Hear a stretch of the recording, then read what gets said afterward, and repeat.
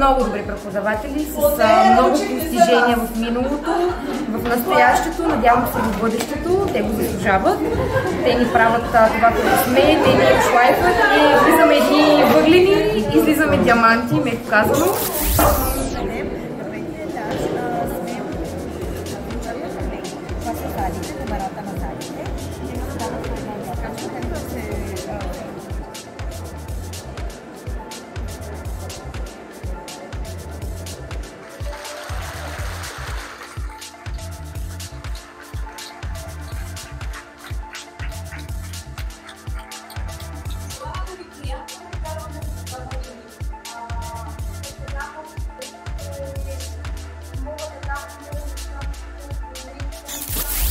Също така имам много готини преподаватели, които са ни понякога в ролята на приятели, не само.